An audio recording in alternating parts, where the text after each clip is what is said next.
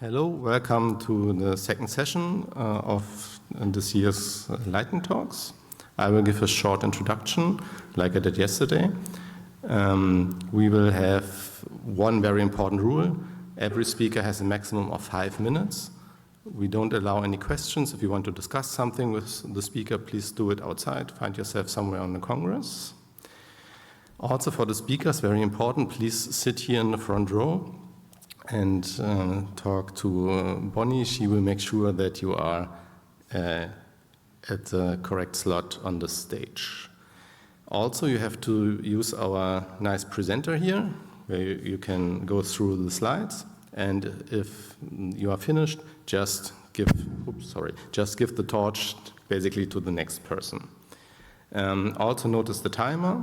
5 minutes. And if the timer is up, we will start with an applause, and we will exercise this now. So we start like very quietly, and then we go louder, louder, louder, and then they can't speak anymore. Yes, thank you very much.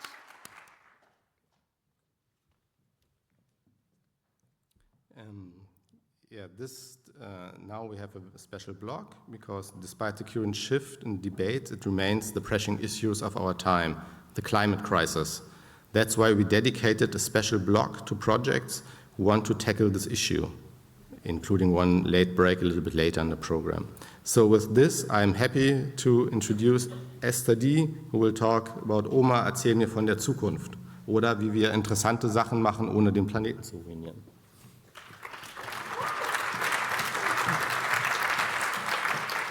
Wenn ich im Bekanntenkreis erzähle, was ich jetzt so mache in der Rente, dass ich bei den Omas for Future bin, dann kommt sowas wie, Oma, du hast ja noch nicht mal Kinder.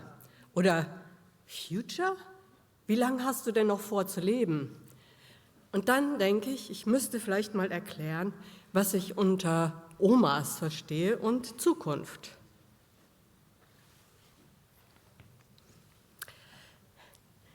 Das ist eine große Gruppe, die sich natürlich nicht über einen Kamm scheren lässt. Dazu sind die Milieus viel zu unterschiedlich. Und wer zum Beispiel die Omas gegen Rechts kennt, weiß, dass sie alles andere sind als still und schweigend. Worum es mir aber geht, ist das Thema Klima mehr in die Mitte der Gesellschaft zu bringen, indem wir die mobilisieren, die vielleicht ein bisschen mehr Zeit haben, die aber still sind, indem sie sagen, was kann ich denn schon beitragen? Ich bin doch nicht politisch.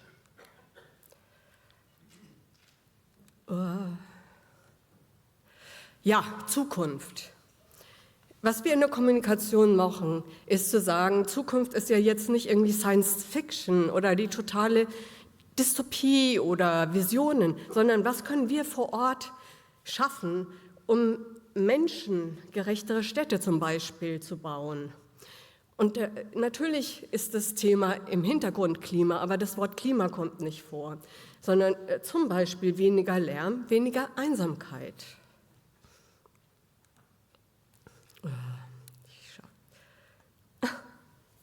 Was wir nicht mehr so kommunizieren, ist diese individuelle Verhaltensänderung. Ja? Du kannst auch was beitragen. Ich meine, super wäre es natürlich, wenn Millionen von Seniorinnen auf Kreuzfahrten verzichten und weniger fleischlastig sich ernähren. Aber die wirkliche Power kommt da, wo wir uns zusammenschließen und auch sichtbar werden. Und dazu gehen wir in den Austausch, um zu sagen, wo kann ich denn ganz niedrigschwellig einfach ansetzen, hier in meiner Umgebung. Was würde ich denn gerne ändern? Und das kann was Kleines sein, ja mein Gott, meine Bank aufstellen oder schauen, dass ich sicher über die Straße komme oder ja, Bäume. Aber wichtig ist, ja, wie komme ich denn dahin? Wen spreche ich an? Mit wem kann ich mich zusammenschließen vielleicht? Was ihr hier seht, müsst ihr nicht im Einzelnen entziffern. Mir geht es darum, zu zeigen, dass wir auch sichtbar sein wollen mit ganz konkreten Dingen, die wir hier unternehmen können vor Ort, miteinander und auch zusammen mit anderen Organisationen, sei es DFC, Bund Naturschutz und so weiter. Was können wir denn machen? Und vor allen Dingen, was können wir generationenübergreifend mal machen? Wie können wir andere Generationen unterstützen? Also das Leben auf dem Friedhof ist vielleicht witzig, aber hier geht es ja auch um gemeinsam lernen, was ist Artenvielfalt, wie können wir das in der Stadt befördern? Ja, und was wir auch tun können, wenn wir nicht mehr so mobil sind, ist vorlesen. Und dazu haben die Omas for Future gemeinsam ein Kinderbuch geschrieben, gestaltet, produziert. Es ist ja so, dass Omas, man glaubt es kaum, Berufe mitbringen, dass die auch Talente haben, die sie ja einsetzen können. Und wir haben in einer gemeinsamen Aktion zum bundesweiten Vorlesetag ungefähr 1500 Personen haben circa 30.000 Kindern vorgelesen, eben in Schulen, Nachmittagsbetreuung und so weiter. Und das geht eben nur, wenn es viele Initiativen gibt. Wir haben circa 100 Regionalgruppen. Und da kommt ihr ins Spiel. Weil es könnte ja sein, dass ihr eine Mutter oder Oma habt, die ihr zu uns schicken könnt. Ganz einfach omasforfuture.de. Oder wir kommen miteinander ins Gespräch. Ihr findet mich im Fediverse @OFF-München @MünchenSocial. Thank you.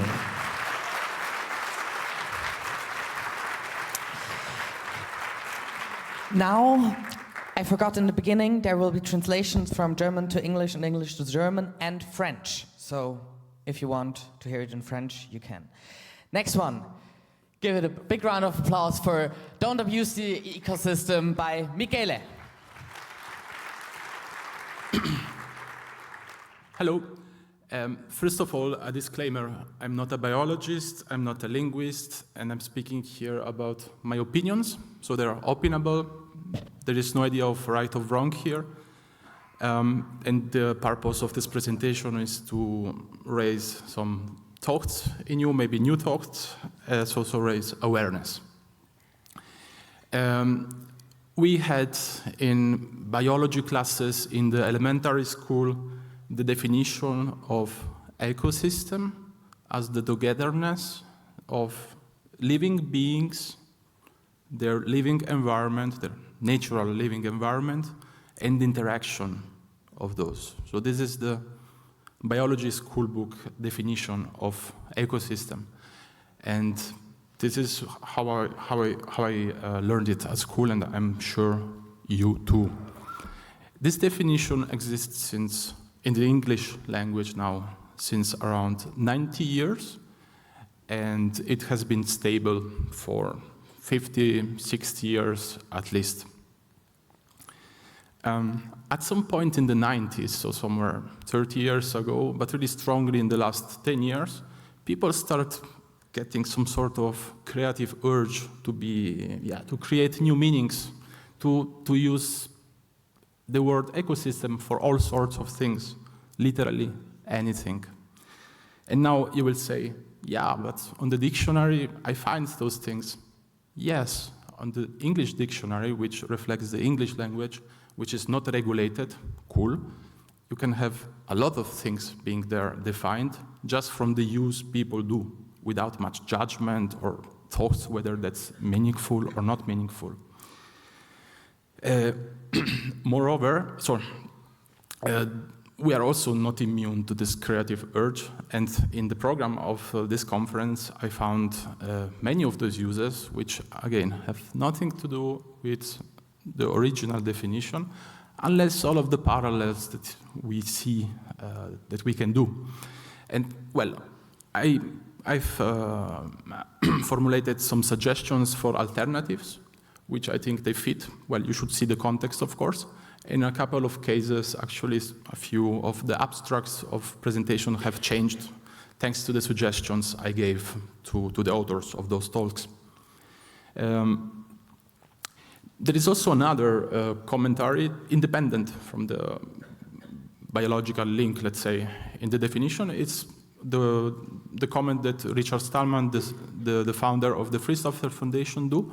He says, in the original definition of ecosystem, there is no concept of ethical judgment. And usually when you speak like of free software ecosystems or open source ecosystems, we often want to make some sort of ethical point. This is usually the way it occurs. Not always, but often.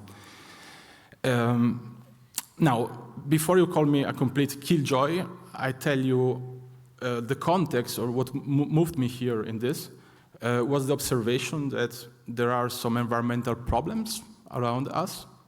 One of them is called biodiversity collapse, and this is strictly related to the vanishing of actual natural ecosystems.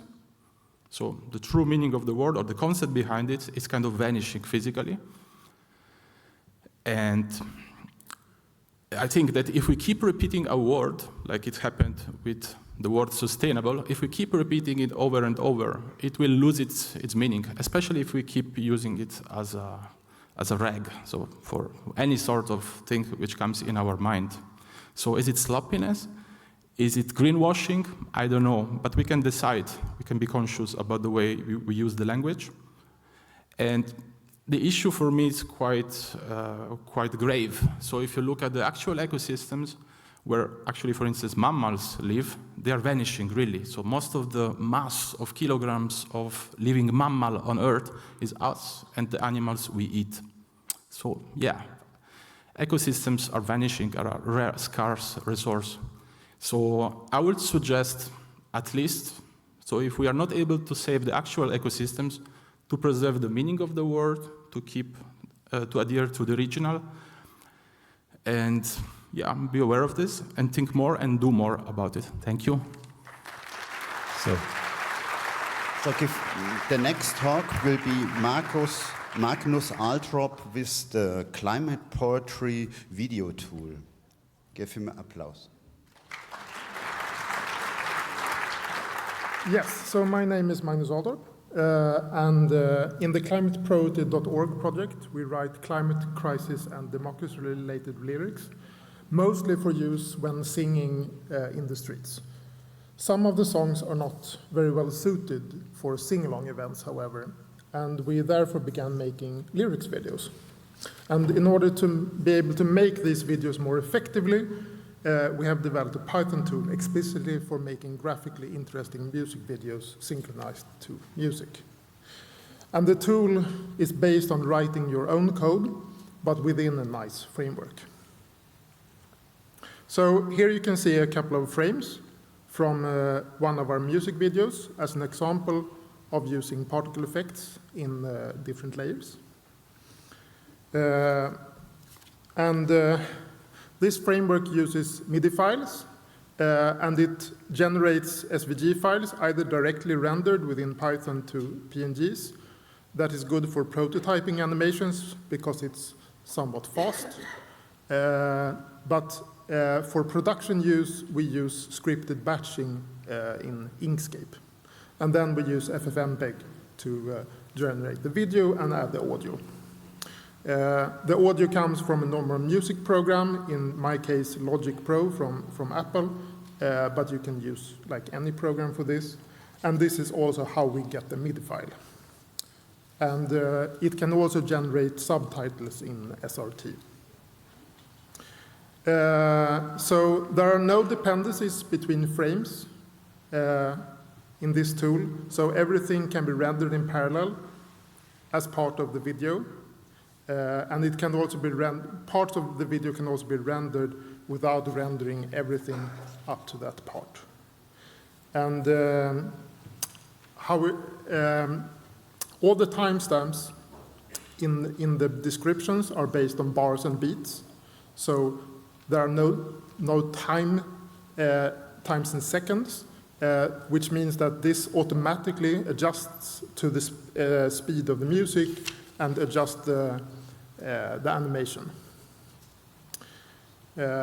So we use a declarative style.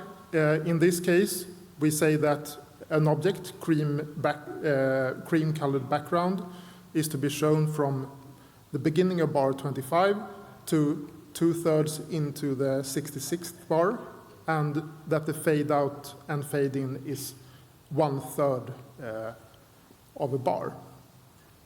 So, so this means that it's really easy to write these kinds of events. So we have this fading objects in and out. We have particle effects that I showed you a little bit before. We have support for lyrics. And yes, here we have another particle effect with flowers falling down and in sort of wavy pattern.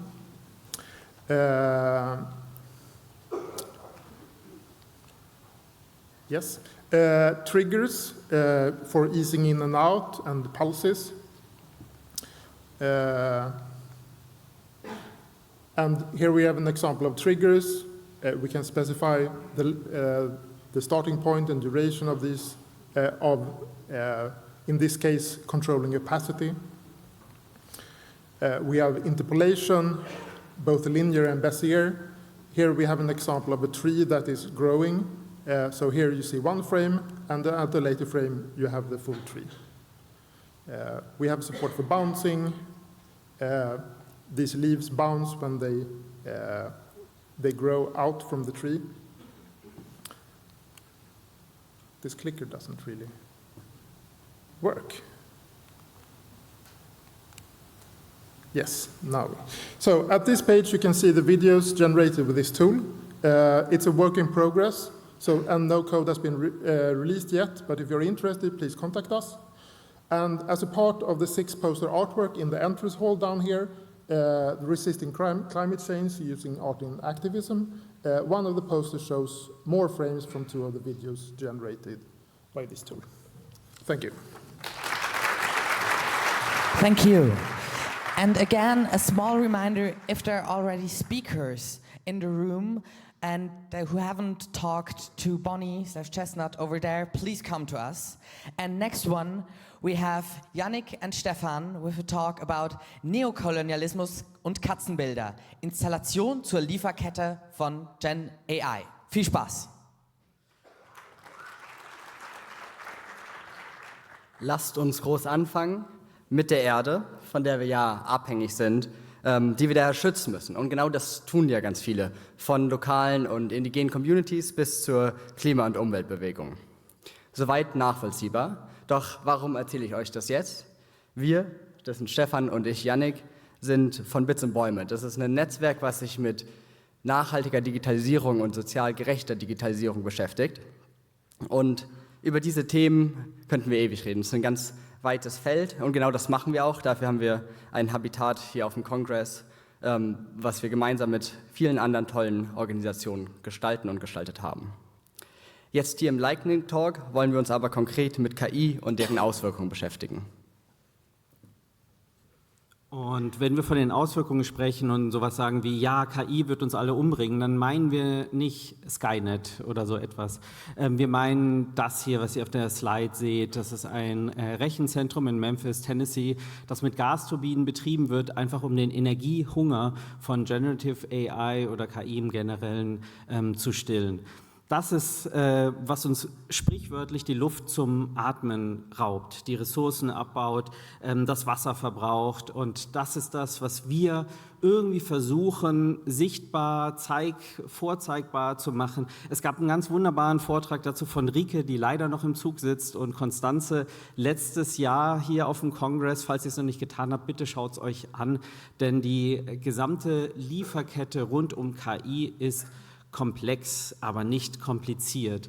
Kate Crawford hat das vor 7 Jahren mal versucht, hier mit der Anatomy of AI und in ihrem Buch Atlas of AI darzustellen, was denn eigentlich hinter so einem KI-System steckt, was es denn heißt, wenn wir mal auf generieren klicken und dann uns einen Text generieren lassen, weil es ja ach so bequem ist, welche Ressourcen abgebaut werden, welche Nebeneffekte zutage treten, entweder beabsichtigt oder nicht beabsichtigt, welche Geschäftsmodelle dahinter sind, welche Umweltzerstörung eigentlich damit einhergeht, Diskriminierungsrisiken verwirklicht werden und wie können wir eigentlich das vermitteln. Das war schon ein ziemlich guter Ansatz, also erstmal das in so einem riesen Schaubild, im MoMA hängt das ja, das ist gigantisch, mehrere Meter hoch und da kann man sich da auch verlieren drin, aber wie bekommen wir das anders hin? Das haben wir uns hier von den Bits und Bäumen gefragt und wir stehen hier nur stellvertretend, das sind eigentlich auch noch Rike, Olli, Ben und die ganze Bits und Bäume Crew und wie wir das versucht haben, das erzählt euch noch Yannik.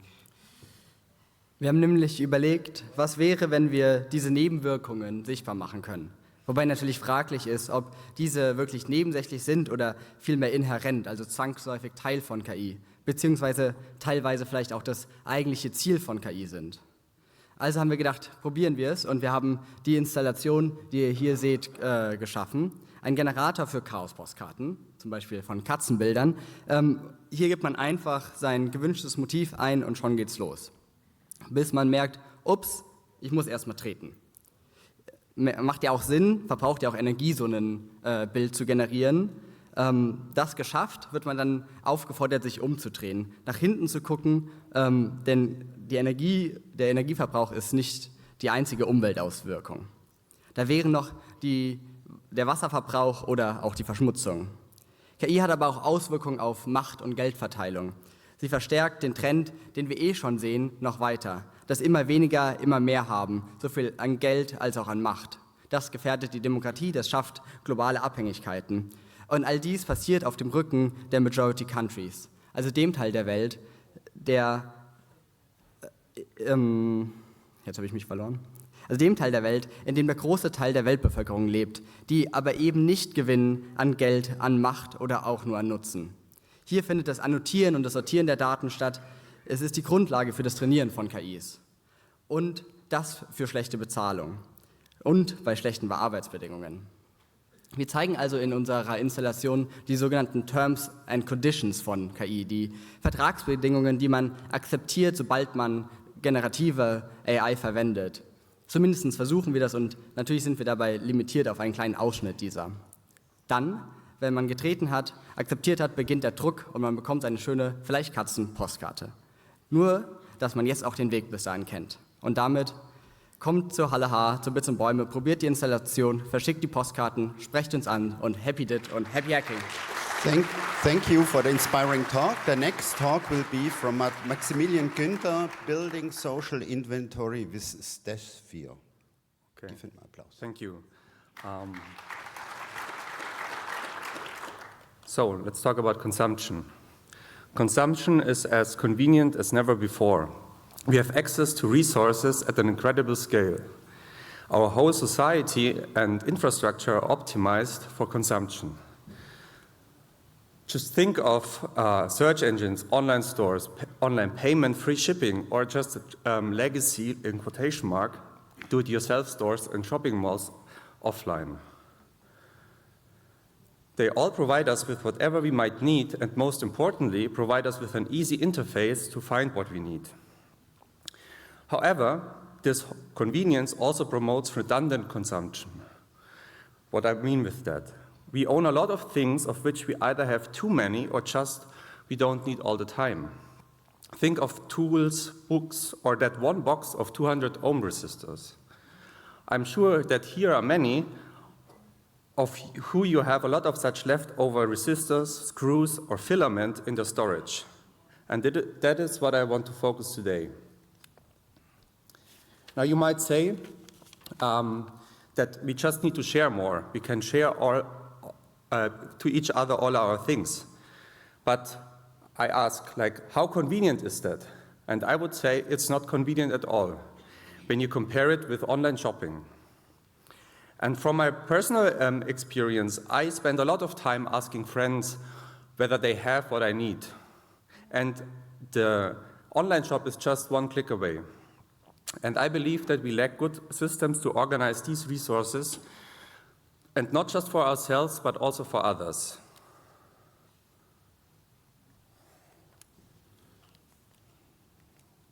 Okay. And I believe we can take a lot of this convenience we know from online shopping and use it for sharing. Imagine sharing through searching through the inventories of your friends, just like you do in online shopping. Or in other words, a social inventory. Ideally, this could form a habit. So you check whether your friend has something in their inventory before you go to an online shop. But one thing is clear. This needs to be built on trust and not money, as I believe this removes a lot of friction. And why do I say this? There are a lot of platforms out there, but they are commercial and also anonymous, and thus they require buyer, fraud, and abuse protection. And this is all something that shouldn't be necessary when you share among friends. And to implement this, I built StashSphere, and it's available at StashSphere.com. It allows you to add your things and organize them in lists.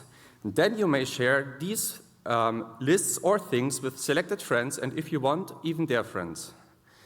It's a web application. It's written in Go and TypeScript, and it's free and open source software, and it's meant to self-host, so there's no central big instance. Okay. Before I tell you what you see on the slide, what it's not. As I said, it builds on top of your existing social networks, so it's not something new. So you connect with your friends from hackerspaces, makerspaces, and so on. It's not a replacement for eBay or Kleinanzeigen nebenan and so on. On the screenshot, you see the main page. You see your things, but also the things people have shared with you. And it's, for me, really important to have images to everything. So even if you or your friends don't know how things are called, you can still identify them and say, these are the screws I need, but you don't maybe know the head of the screw, how it's called. How to get started with it. So you can run your own instance and use it and provide feedback whether the whole workflow works for you, because this is something I think it needs to be tested, as we don't have any previous experience with that. If you can code, translate, improve UX and UI, you can contribute on GitHub. And yeah, like mobile support, I think it's really important to nail that workflow to add things and manage things. And most importantly, share your stuff and maybe join the Matrix channel. Thank you. Thank you. Big round of applause. Next one is Algador with an invitation to the formation camp GWAS 2026. Big applause, please. Hello. I hope you hear me. My name is František Algador. I do fermentation. It's my background from a science from before. For a long time I have been fermenting in different countries around the world. And this short talk is about inviting you for an event which is GWAS 2026. GWAS means in Nordic languages and also in Czech fermentation. So it's a fermentation camp. Yeah, no? Yep, okay, the other direction. Good. Just a little bit of background. Food Hacking Base, which is a group participating in this organization, is happening here at congresses and camps, Dutch camps for many years. If you would like to visit us, we are down in the hall H, the closest corner to the entrance. We do fermentations, that's mostly my thing there. We also do different tastings, like whiskey tastings, beer tasting, molecular cooking, what do you like. We are open to the public, and we hope you come, use the place, enjoy it, and share the knowledge and experience with others. In this case, we would like to set up a first fermentation camp, to my knowledge, in Czech Republic. It will be done in the country where I'm from, Kout na Šumavě, which is actually the other word for Böhmerwald, the Šumava, but on the Czech side, so close to Bavarian border. And it will be happening in July, end of July. The idea is that we can bring the technology, basically, and the tradition together. I believe in that because I have a technological, let's say, scientific background, but for many years, nearly like over 15, I am out doing fermentation in practice, and I have realized that these two camps, like technology and traditionalist, do not interlink too much. And I think it's a great pity because there's lots of things could be accomplished together. So I'm trying to bring these two groups, let's say, or two different worlds really together. If you just think about it, you can think about the fermentation like the slow food movement, back to the grounds, really like grow your own and so on. And on the other side, for example, that's your department, let's say, or departments, the electronic programmatic recording. This is also what we need basically for the event from a group of people who are into the tech. We would like to continue, for example, with our experimental incubator project. I think we presented as a bigger talk at 30C3, where we build up a thing where we can ferment, so there is definitely part of programming technology. For this camp, of course, a background. We would like to get people who can help us to like make it happen and run it, and of course also record it. So that's an important part of the thing. And we'd like to do it based on the experience from the hacker camps. So, come together, be excellent to each other, work as a community. I really like the volunteer style of stuff, no profit and so on, that you do something what you believe you should be doing, and you get a satisfaction of what you need from it. Now, I would like to basically just, a bit of words, what we have to be doing there. Of course, fermenting, doing different workshops. I hope also some things, for example, electronics. So there's also some like interlinking with the hardware world. You can, of course, imagine electronic programming, the basic stuff which I mentioned already. Now, sorry. Again, the other direction? No? Or maybe I missed a slide, which is with the context? No, good. Just a little bit about me, the host, that's me, I introduced myself. So science, fermentation as a background, food economics, over 15 years of different experience from different hack camps, and like building it together. If you want to know and see more, just pop in, downstairs. You will see us in action. That's the best way how to do it. We basically serve as a biohub on the events. This will be like fermentation events, so it will be different from the camps, of course, because we will focus on something specific, but still the format will be similar. We don't expect too many people. It's a first year. We would like to do like 20, 30 people, something like that. That would be sufficient for us. Now, this is just the thank you slide at the end. All the contacts are there. If you are interested, please come, talk to me, and we will be happy to accommodate you and do it with you. Thank you very much. Bye. Thank you, Ahltorp, for the last talk of the sustainability track. And now we go further with the stretching endings to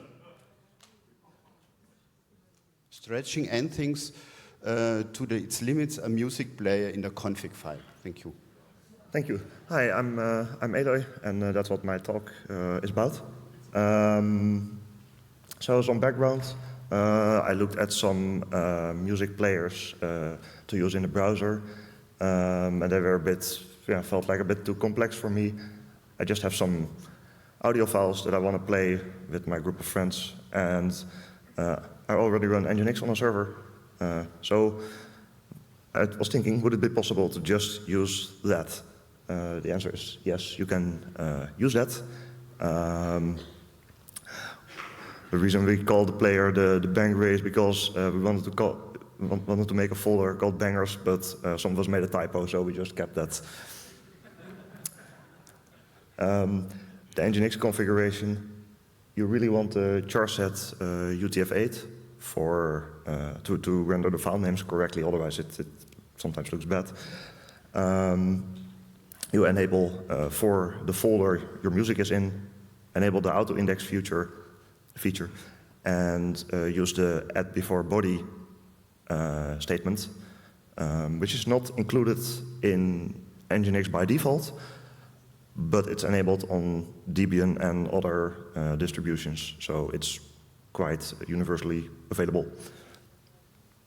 Then the HTML file that you're including, it includes the WebAmp player that was not written by us in a minified form. then the code uses some add event listener. So when you click on a link to a file, it doesn't open it. It adds it to the queue of the player. And there's some other JavaScript that you can browse between different folders without the music queue emptying all the time. And it renders some instructions on how to use it on top. Is the HTML valid? Absolutely not. But browsers don't really care. It looks fine. It's the upside of browsers being quite robust with bad HTML. So there are some pros and cons to this approach. It's portable. It runs on basically anything that has Nginx, and with this feature enabled, you just need to deploy 2 files, and it supports the concept of progressive enhancement if your browser does not support the Web Audio API that WebAmp uses. You can still download the files you click on, and you can play them in a local player, so you can use this system to share the music anyway. And then the cons, it's constrained. You need to get creative if you want to make something more fancy. And not all web servers have this type of feature. So I have some future ideas that are not yet fully implemented. I was working on making the HTML file a polyglot Python file that includes its own web server, so you can execute the HTML file and still also include it in Nginx, but it doesn't fully work yet. And I had some ideas to utilize WebRTC to enable remote control of one computer that has the browser tab open, and maybe saving the queue in a local storage. You can try it for yourself. There's some free music in there. Demo.ul-telle.com. There's no HTTPS on this URL, or look at this Git repo with some stuff, including the config file. Thank you for listening. You can visit us downstairs at floor 0 at the foyer of Hall 3. Thank you. Thank you.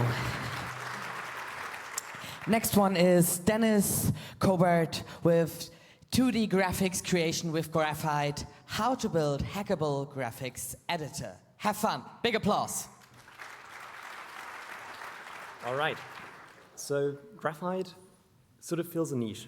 We don't have that many open source cross-platform graphics editors that are actually fun to work with and very intuitive. So this is Graphite. It looks sort of similar to something like Photoshop. So you can see in the bottom right, you have a layer panel. We have like the big canvas. We have the tool shelf on the left. That all looks very familiar. And the idea is very much that if you have prior experience with working with graphics software, that you can just use Graphite, pick it up, and be productive very quickly. But Graphite also has a few tricks under its hood. So Graphite is a non-destructive node-based editor. Let's dissect that. So first, the non-destructivism. Traditional graphics editors are usually destructive, and this can take 2 forms. With raster editing, everything is essentially a giant grid, an array of pixels, and if you do an operation, like you make a brushstroke, that destructively modifies that array of pixels. And similarly, in vector editing, we have mathematical shapes, and if you, for example, cut one shape out of the other shape, that is a destructive operation that you perform once, and now you have this crescent shape. And generally, it's hard to mix raster and vector in one application, which is why apps usually specialize on one of them. We can alleviate some of those issues by using node-based editing. So with like the raster example, we have our grid of pixels, and then we apply a smudge operation.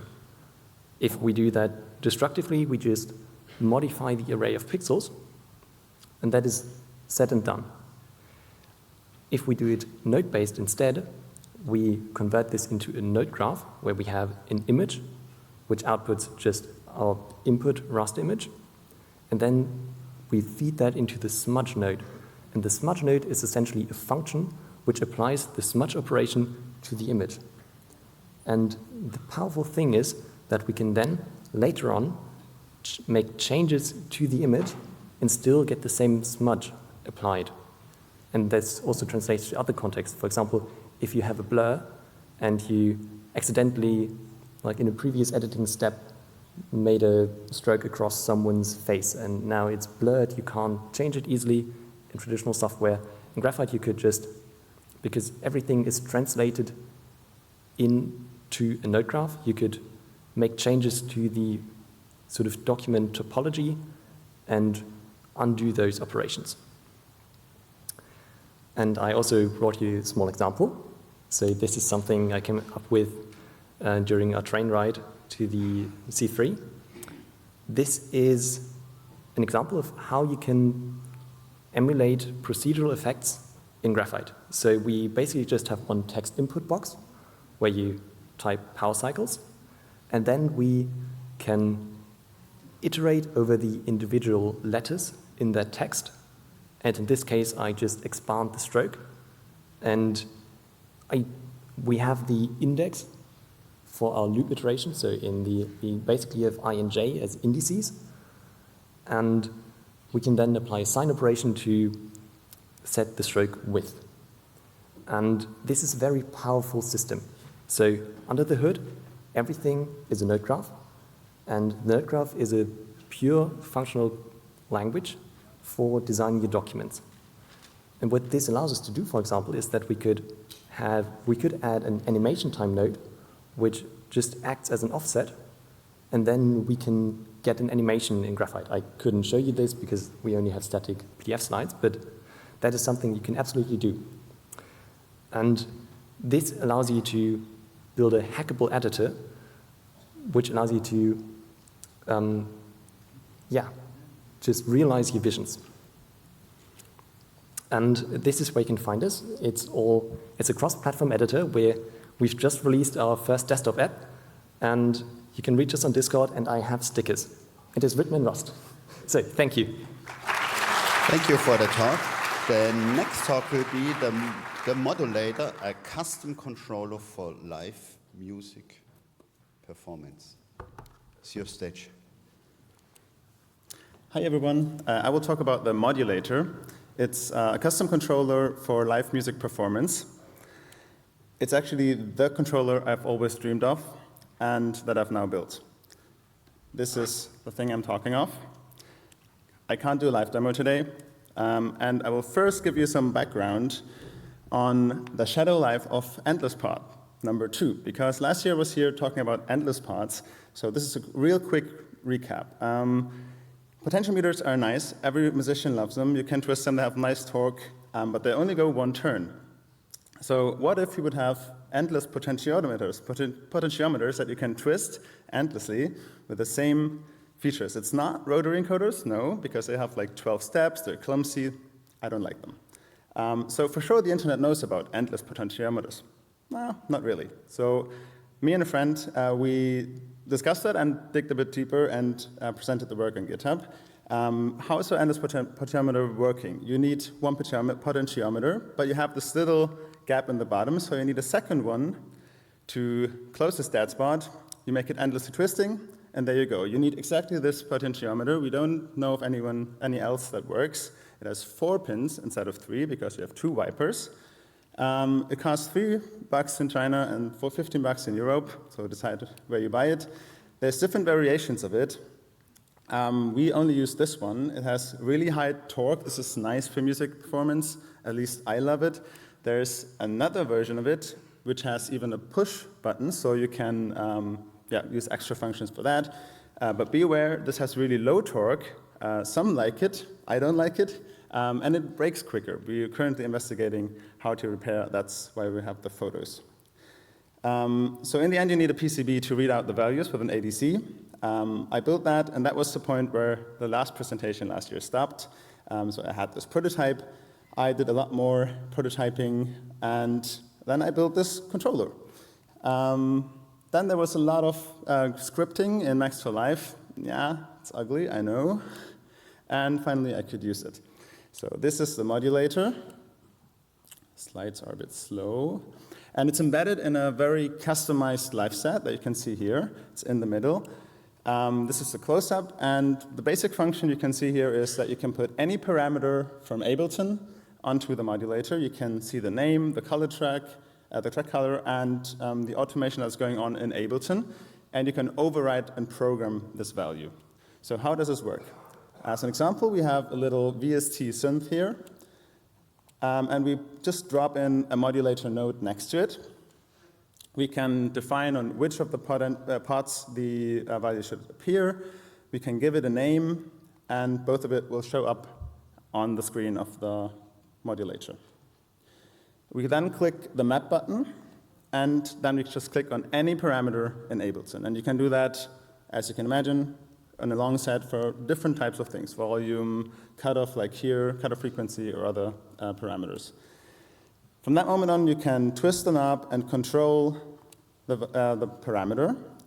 You have some extra stuff. You can define min and max value in the node.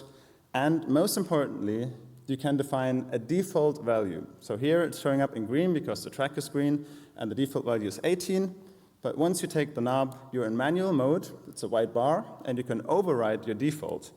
Once you hit that button on the left side, it goes into the transition mode, and it transfers in a smooth S-curve back to the actual value. There you go. And then you have no cracks, but a slow transition back into the default value. Of course, you can animate this default value, like you can see in a second. And the animation going on here in the bottom can also be overridden with a manual twist. And once you hit the button again, it goes into the automation and catches the automation where it is at that point.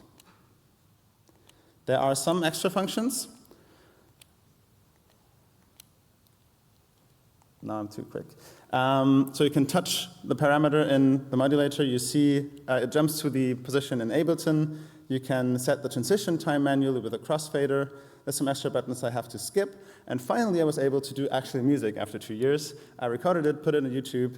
You can have a watch if you want. Thank you for your attention. And if you want to see that, you can go to Cbase. Thank you. Big round of applause. Next is Clemens Grünewald with Find Hot Electronic Devices for Cheap using Lock-In Thermography. Big round of applause, please.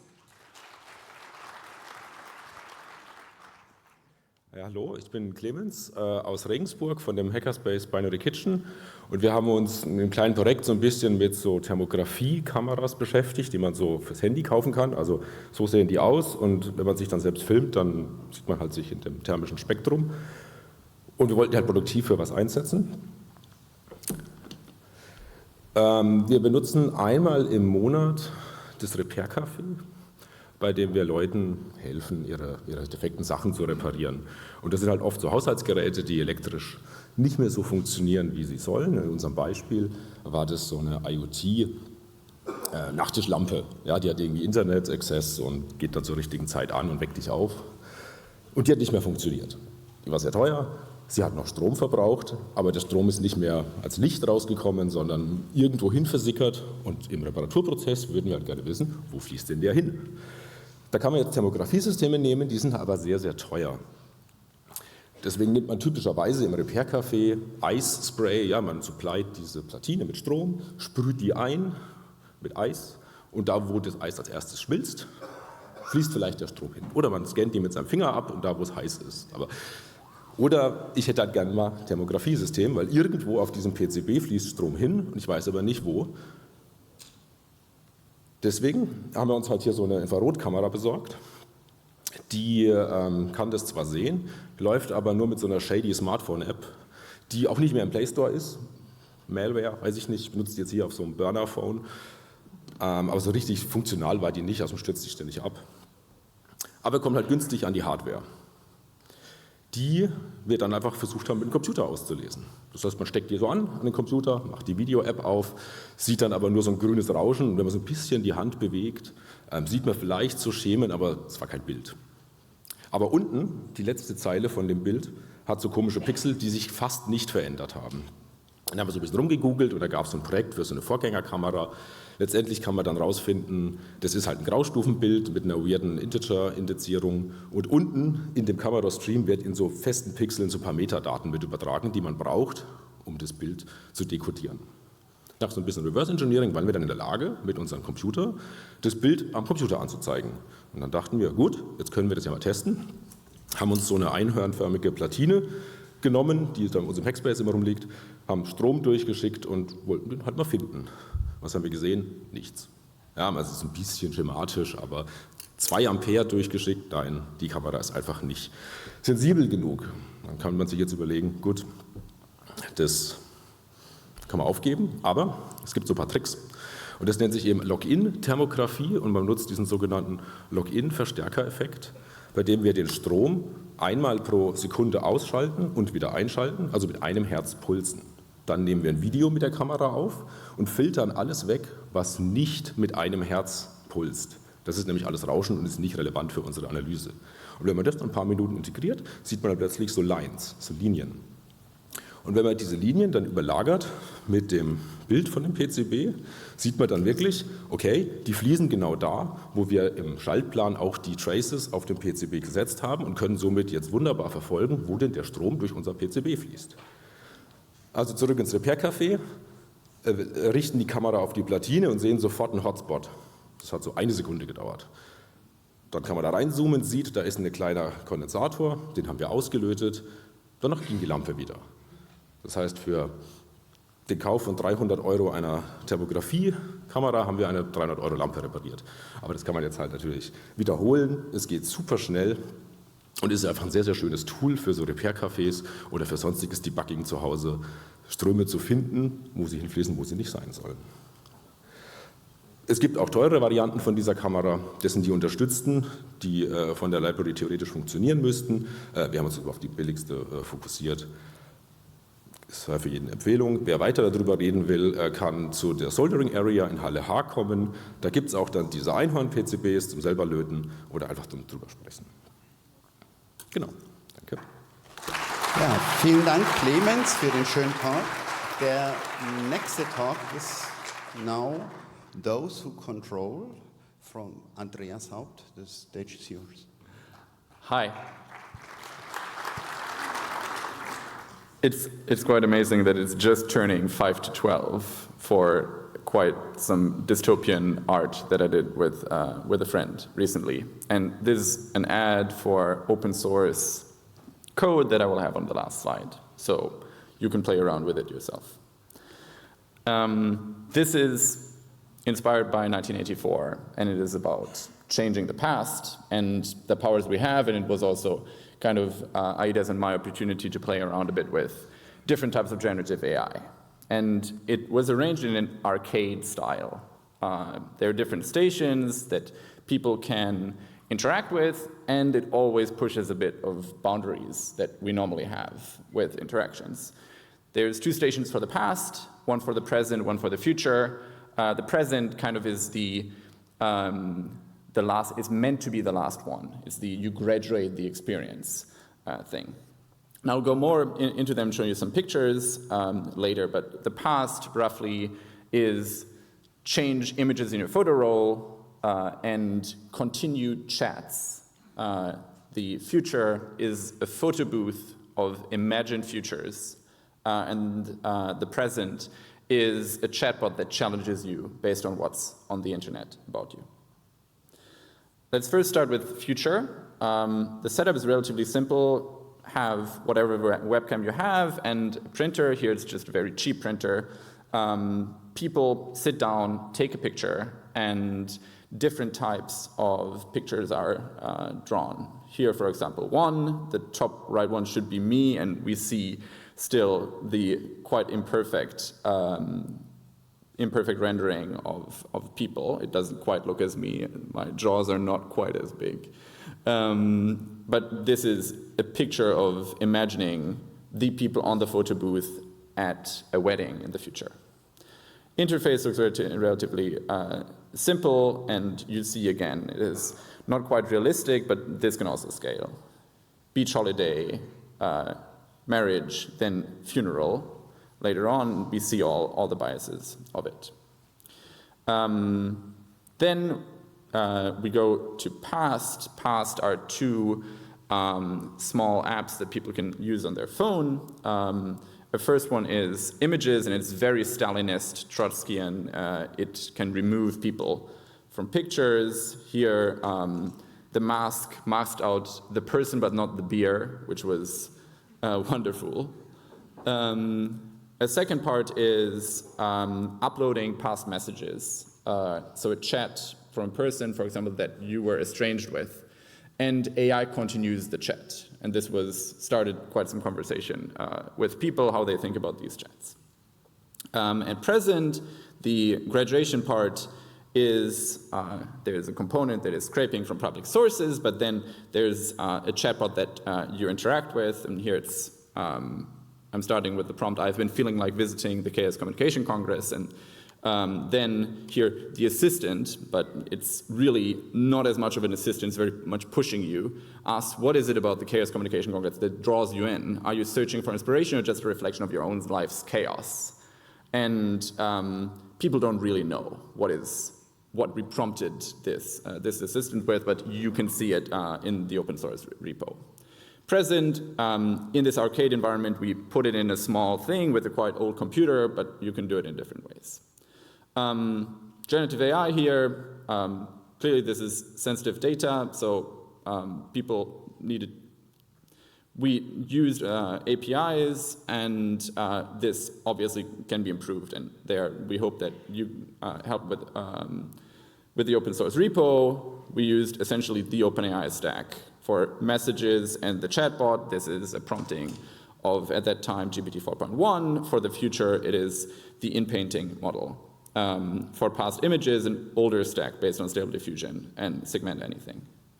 This is the repo, and the QR code also sends to the repo, and if you have anything in this area, I would love to chat or collaborate. Thank you so much. Thank you, Andreas. Next one, we have a whole team, the SearchWing team with SearchWing, search and rescue drones. Big round of applause. Yes, hi everyone, I'm Mate, I'm with SearchWing. We work with the civil fleet on the Mediterranean, and we build these drones, as you can see here. My colleague is presenting, and it's also up on the presentation. The idea of this drone is that you're on a ship, you throw off this drone from the ship, it will go out on a predetermined route that you program, it will take pictures, send them back to you so you can check if there are any cases that you need to examine, and then the ship can start going towards the right direction straight away. So how does this drone actually looks like? So as you can see, there is quite a complicated set of systems in there. So there's of course the battery at the very front, and then you have the motor and the motor controller, there's the telemetry systems, the GPS, the power modules, flight computer, as you might imagine, and then at the bottom you'll see the dual Pi cams and the Raspberry Pi. So this obviously doesn't contain the things that you can see here with the extra 4 quadcopter copters, which allow us to do a VTOL. So this is the future, that is the present. This is how you program the mission that you need to do or you want to do. You see that those are the pictures that show up once the mission is complete, and you can browse them, see them, and they're also marked with red and green whether there is potentially a case or not. This is how we have done before. So the past couple of years, who we have worked together with. As you can see, we have worked with Rescue Ship. We did some tests with CI. We tested with Sea-Watch. We worked with Mission Lifeline, and we've been working with Rescue Ship since 2023. So this is actually out on the Mediterranean, flying and performing its duties. This is not just a test or some toy. This is a real system that's been out there for years. But of course, we need to improve our systems and be better. So for 2026, we expect to use a much bigger drone. As you can see there, it's a much bigger drone than this one here. That has a much larger range, has live image transmission for quite a while. So on the way there and back, it can do live transmission. It has a gimbal camera, which is not fixed, just pointing down to two specific points, but a longer, hopefully looking further, and also can do, it's a gimbal, so you can look around. It has onboard AI, and hopefully we'll be deploying this in sea in the second quarter of 2026. And of course, the future of the future drone is the VTOL, and that is already on the present one that you see here. And finally, call for participation, and of course, donations. This is not just a drone. Of course, there's people behind this thing, and these people can be you. Some of this, of course, is quite technical, because we need to deal with radio systems, we need to deal with water on the sea, of course, and we need to deal with rust and radio systems and transmissions and battery technology and all these kind of issues.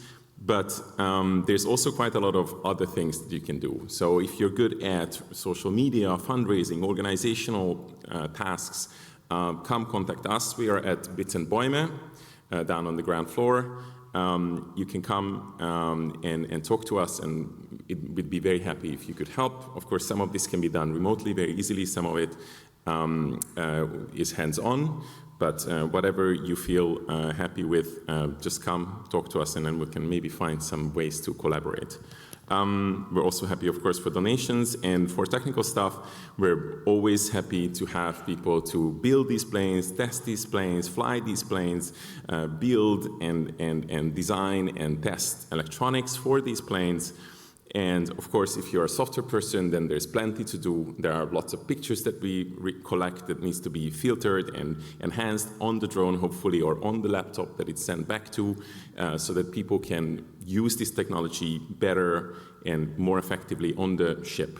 There's also training to be done of the pilots on board of the boat. So there's also quite a lot of human-to-human interactions, we're going to call, that you can help with. So come talk to us, and thanks for your time, and thanks for listening. Thank you for your important work and for this talk. The next talk is reducing e-waste with the reverse engineering toolkit from RAF. Give him a big applause, and it's your stage. Hi, I'm Raf from the Reverse Engineering Laboratory on Binary. I will start this talk with a saying, is a rising tide lifts all boats. A rising tide lifts all boats. This economic aphorism means that a broad and improved economy will benefit anyone that acts within the confines of its determinations, raising their living standards in the process. But if we look closely, it's not a challenge to observe that the rising tide of our particular place in time is characterized by an environment flooded by discarded electronic devices, leaving a landscape of debris the flood will eventually leave in its wake. More concisely, our economy drives a tsunami of electronic waste headed our way at a breakneck speed with little to stop it. According to the United Nations Institute of Training and Research, we produced a record 62 million tons of e-waste in 2022, representing an 82% increase from just 12 years prior, and projections indicate we are on track to generate an additional 82 million tons by 2030. Unfortunately, our current strategies to address this escalating issue are limited. To effectively mitigate the impact of electronic waste, we need new approaches to rethink how we handle waste and lower the tide. This is where the Reverse Engineering Toolkit, or the RET, comes in. When developing the RET, a set of instruments and prototyping tools aimed at repair, reuse, and repurposing electronic waste, I wanted to enable us to rethink how research is performed. away from the tide and starting from the ground up. I will quickly demonstrate 5 of the tools of the RAT, explain what makes them different, and the value they could provide to current research practices, encouraging an openness to approach and methodology. This is the UNB probe, a spring-loaded needle probe aimed at probing circuits. It is designed so that you can use it for multiple purposes next to probing signals passing through the traces on a PCB, like injecting transient voltage spikes into MCUs when performing side-channel attacks. Its value to research is when working with electronic waste, you never know beforehand what the dimensions of your target are going to be. The unique morphology of the UNB probe allows a researcher to place each probe in closer physical proximity to one another than conventional needle probes, providing more flexibility with regards to how small your target can be. The UNB probe base. The UNB probe base is a magnetic base connecting up to 12 UNB probes, with a 0603 prototyping area and a 12-pin header to connect UNB probes to other research instruments, such as logic analyzers and instruments for side-channel power analysis. What makes it different is that the UNB probes can be positioned onto targets using SMA to SMA hand-formable cables, not only retaining the quality of the signal passing through them, but again providing more flexibility with regards to the dimensions of the target you connect your probes to. And its value to research is that its magnetic base guarantees that once probes are positioned, they remain in stable positions throughout your research sessions and allow the use of any peripheral or research strategy. The Unbreak. The Unbreak is a compact breakout board measuring 3.2 by 3.2 centimeters, designed for rapid prototyping with QFP 48, 64, 100, and 144 microcontrollers. What makes it different is that, as far as I know, it's simultaneously the world's smallest and most versatile breakout board, allowing users to experiment with components from discarded mobile phones. Its value to research is that due to its dimensions, the Unbreak makes it easy to share prototypes and sketches between researchers. Deadbug. The Deadbug is a prototyping board aimed at deadbug prototyping and freeform circuit construction with S&D components of any size. Most prototyping boards target through-hole components, when we have tons of electronic waste that mainly contains surface mount components. The prototyping grids on both sides allow for combining and experimenting with SMD components of any size, and by bridging the lanes, you no longer need enameled copper wire to create circuits. And its value to research is that a set of debug protoboards in your lab will make working with scrap components not only easier and more accessible, but stimulates creative prototyping by giving you the space to work with whatever component you happen to have lying around. The Oyster. The Oyster is a target board aimed at debugging and glitching salvaged MCUs. The combination of its clamshell socket, breakout, and debug headers allows users to quickly analyze, reprogram, and glitch MCUs from discarded devices. Its value to research is that with many ways to access abandoned MCUs from electronic waste, due to the USB-C port, the breakout headers, the 5 different debug headers, and SMA connectors, any user in any scenario, including people working in the informal sector in the global south, can quickly find access to these MCUs using any peripheral they happen to have at hand. All of our tools will have accompanying documentation and tutorials in our repository in the first quarter of 2026. Our rising tide will be an increase in agency and self-determination, unburdened by the shackles of our economic limitations, regaining our ability to think creatively, act in the spur of the moment, and follow paths wherever they may lead us. Research is a creative enterprise, lifting all boats to venture on the open sea. Thank you. Thank you. Next one is genetic engineering with CRISPR/Cas9. How far are we today from biopunk? Big round of applause for Dimitro Danilchuk. Thank you a lot, everybody, for coming here. The topic I wanted to discuss with you today is what are the gene editing technologies, what applications they might have. I'll try to explain brief what they are, and, well, let's go. So,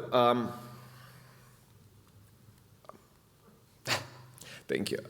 There are several technologies which exist, we could manipulate the genes in our body, and the specific one we're going to discuss today is the so-called CRISPR-Cas9. What it is? In brief, the basics for this technology were discovered as a part of the immune system of the bacteria. So when a bacteria is infected by a virus, the virus hijacks the bacteria cellular machinery to make it produce new viruses. by adding pieces of its DNA to the genome of the bacteria. And the basis for this gene editing system was found as the immune system, so the kind of a defense protocol for bacteria, which can find, recognize, and specifically cleave the alien parts of the DNA coming from the viruses. In 2020, this technology was awarded with the Nobel Prize in Chemistry, and you might be asking yourselves why, for there were other attempts in trying to do the gene editing before. There is a good answer. If you look at the structure of this protein, which actually does the job, you could see the small part in violet, which is called a guide RNA. And what was a really huge breakthrough for this technology is that compared to the previous attempts which were made, in those cases you had to redo the whole protein from scratch, design it, synthesize it. It takes a lot of time and effort and resources. But in this case, you need to redo only the part which you see here in the violet. And this really makes the process, it's still exorbitantly expensive, and it costs around millions to make one solution, for instance, in clinics, but it's still way less than it used to be before. In brief, how does it work? This protein recognizes the part of the specific sequence in the DNA and then cleaves it. And then, depending on what we want to do next, we can either do some random deletions, which the actual bacterial immune system did back in the days, or we can introduce the DNA we want, we can choose what we introduce and where, with high precision. The question which you might have, has anybody tried to do that in humans? Yes. In brief, in 2019, a Chinese researcher with his 2 colleagues was sentenced into jail and quite large fines for editing the human DNA using this specific technique. But only 4 years after with all the procedures and the bureaucracy fulfilled, we got the first treatment using this technology on the market, which means that now people with beta thalassemia can have one injection which will permanently alter their DNA and which will cure the genetic disease. 1 year later, the technology was also adopted for European Union, and now it's still quite an expensive technology. It's used for some quite severe diseases, genetic, but it is slowly coming to the market. What perspectives do we have from here? Will we see a shift in the public opinion towards this kind of treatment? Will they become more widespread? Will we have a change in the bioethics protocols at some point? Will we, with the diminishment in the price and accessibility, we have a boom in DIY biology and biohacking? Or might we get a reactionary movement, something like what we got with the GMO, with a lot of countries adopting some heavily restricting legislation, and restricting the growth of the technology? Only the future will tell. If you are curious to discuss this, come at Hall H. Thank you for your attention. Thank you for your talk. So the next talk will be Discovering the Orphan Source Village from Martin Hamilton. The stage is yours. Give him an applause, big applause. Hi, everyone. I've got to ask a question. Does anybody here not know what an orphan source is? You will probably leave this room with less of an idea of what that could be. These slides are on my website, martinh.net. There's alt text for the images, apart from possibly that one. So if anybody has a little visual impairment, then you can look at the website and you can follow them there. So what am I going to talk about? Well, I kind of led you here under false pretenses in some ways, because I'm going to talk to you about sabotaging AI model training data. So that's what my talk is really about. And there's this wonderful message that I saw when I was preparing these slides. This wonderful message, why the confusion happens. And I'm not going to name names, I'm not going to say which chatbot produced which message, but I love that message, why the confusion happens. And the answer is you, and me in this case. We can be the reason the confusion happens.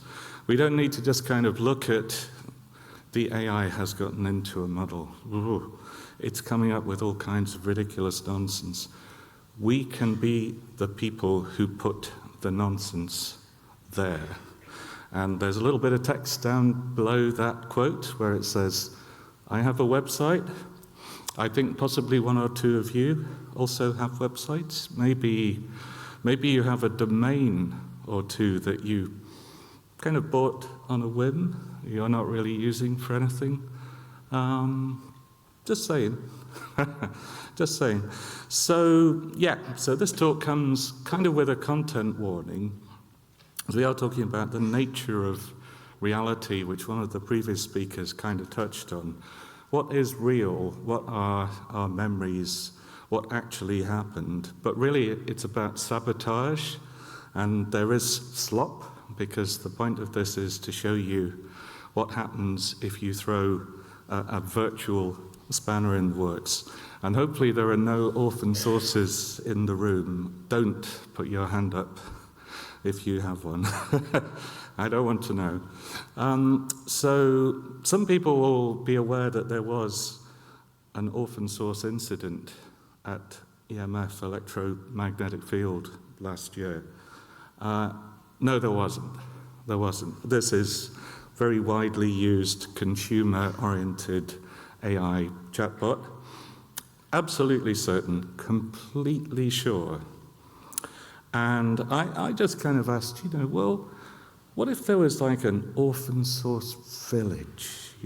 Imagine if people just, who are really into whatever this stuff is, radioactive sources. What if there was a whole village of people who are into this stuff? No, definitely not a village. And that's okay, actually. There was no village. This did not happen in our reality. You know how there was no orphan source, no radioisotope accidentally handed in at the swap table? Okay, perhaps just one. And actually, I think there might have been two in our reality. But you can see how this whole question of what is real becomes super pointed, because people are using these things as their search engines now. They're using them as search engines. The AI comes up with something, and they say, oh, okay. Maybe they ask, are you sure? You should ask, are you sure? But you should also maybe think about those domains that you've got sat there that could have some content. Oh, and yeah, actually there is an orphan source village. With people who are interested in radiological safety, and they have their Geiger counter all charged up. There is a village. But there is no uranium-powered xylophone. Definitely not. Some people will know that actually there was. I took that picture, so I was there. I know it. And Raspberry Pi-shaped dance floor. I'm not sure about that one. I don't think that was real. Thank you. That was your time. Maybe really quickly, where can people find you? Okay.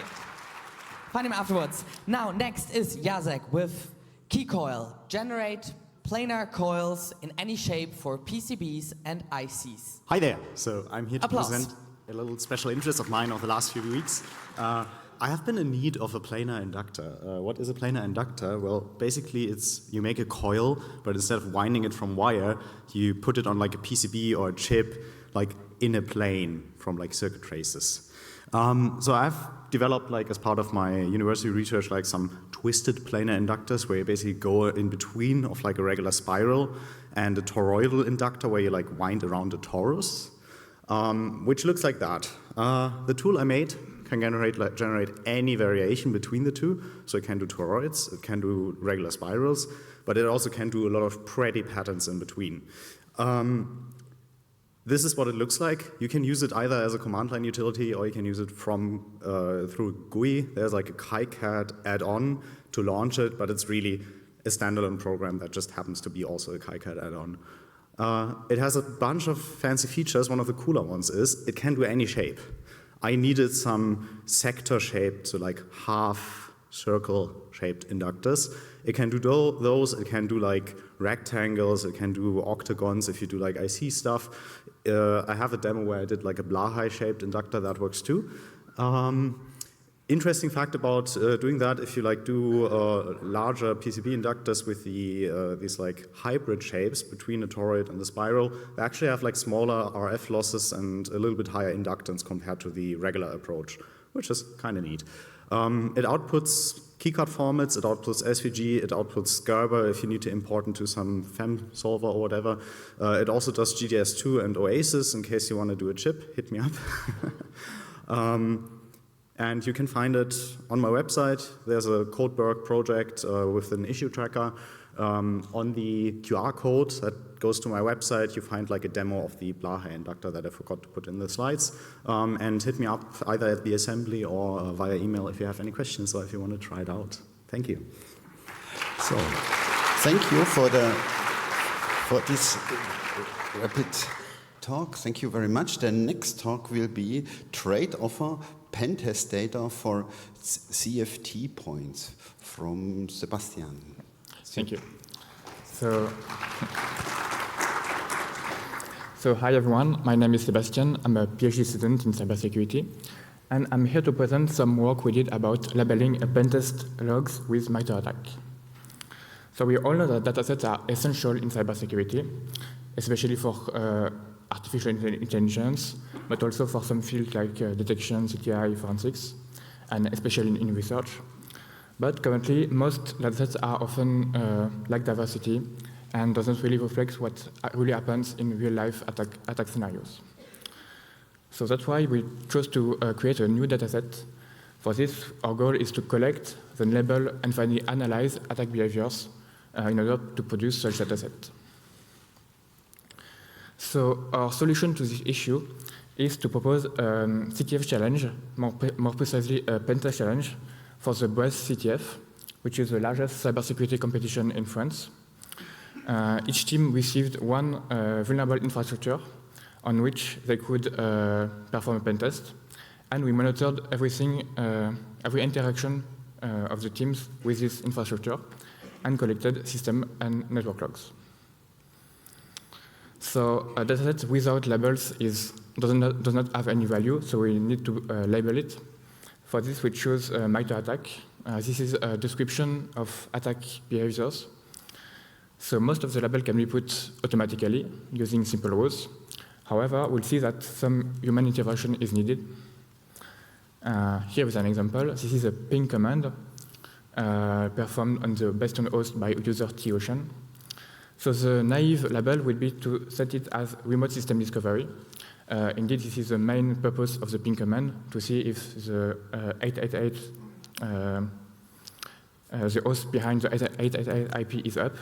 However, what the attacker actually wants to do is to check if the current host have access to the internet.